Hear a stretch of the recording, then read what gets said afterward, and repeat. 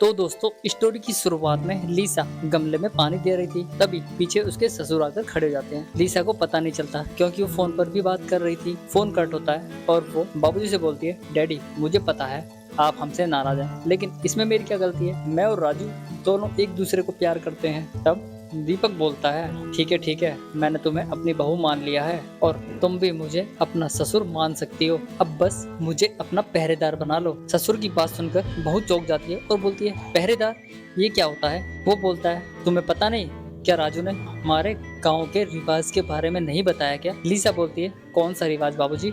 ससुर जी लीसा को समझाते हैं और बोलते हैं कि जिस तरह शादी में 7 फेरे पति लेता है ना, ऐसे ही हमारे गांव में 2 फेरे ससुर के साथ लिए जाते हैं। मतलब समझ रहे हो ना? मौके पर चौका लगाना चाह रहा था बुड्ढा। जैसे तुमने अपने पति के साथ रात गुजारी, ऐसे ही उसे अपने ससुर के साथ भी रात गुजारनी पड़ती है, एक ही साथ रहकर। और यही इस गाँव का रिवाज है और तुम्हें भी इस रिवाज को मानना ही पड़ेगा।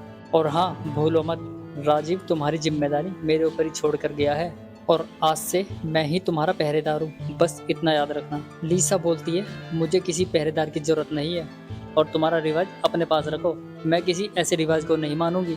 इतना बोलकर वो वहाँ से चली जाती है। रिवाज तो मैं मनवा कर ही मानूंगा और हाँ, तेरा पहरेदार तो बन कर ही रहूंगा। इसके बाद लीसा को मार्केट में दिखाया जाता है जहाँ वो कुछ कपड़े सिलेक्ट कर रही थी कि तभी हम उसकी पड़ोसन स्वीटी को देखते हैं। वो बोलती है, तुम्हारा नाम लीसा है ना? वो बोलती है, हाँ, लेकिन लीसा उसे नहीं पहचान पाती। वो बोलती है, मैं तुम्हारे पड़ोस में ही रहती हूँ। जब मुझे पता चला कि जयसिंह जी के यहाँ पर एक विदेशी बहू आई है तो तब से तुमसे मिलने की इच्छा हो रही थी और आज तुमसे मिलकर अच्छा लगा। स्वीटी बोलती है, आसपास के लोग भी बातें कर रहे थे कि जयसिंह जी कितने भाग्यशाली हैं कि उन्हें इतनी सुंदर बहू की पहरेदारी करने को मिली। यहाँ पर स्वीटी पहरेदार का मतलब भी लीसा को बताती है और बोलती है, तुम्हें नहीं पता ना पहरेदारी क्या होती है? हमारे गांव की एक परंपरा है, जब उसका पति कहीं जाता है तो उसके ससुर को उसकी पहरेदारी करने के लिए रखा जाता है। मतलब वो अपने ससुर के साथ भी वो सब करेगी जो अपने पति के साथ करती थी। लीसा बोलती है, मैं ये सब नहीं मानती। स्वीटी बोलती है, अब बहू माने या ना माने, जितनी जल्दी हो सके उसे पहरेदारी अपना लेनी चाहिए। लीसा बोलती है, अगर कोई बहू ना माने तो? फिर स्वीटी बोलती है, पहरेदारी एक ऐसी अग्नि परीक्षा है जिससे हर बहू को गुजरना पड़ता है। इसके बाद लीजा पूछती है, क्या तुमने भी पहरेदारी की परीक्षा दी है? स्वीटी बोलती है, हाँ, मुझे तो वो पल आज भी याद है जहाँ पर हम स्वीटी की स्टोरी को देखते हैं। उसके ससुर बोलते हैं उसके पति से, मैंने तो अपनी सारी जिम्मेदारी पूरी कर दी है, तुम्हारी बारी है, मन लगाकर काम करना, शहर जाकर और खूब पैसे भेजते रहना।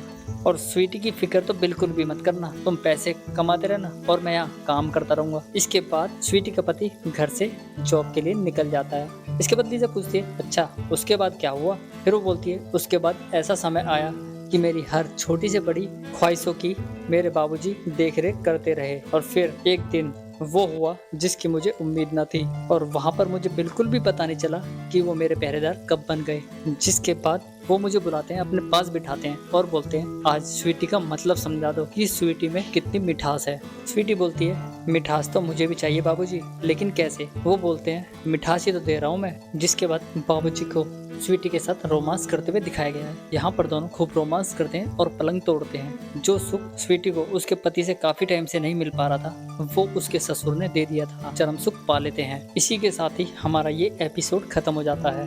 धन्यवाद।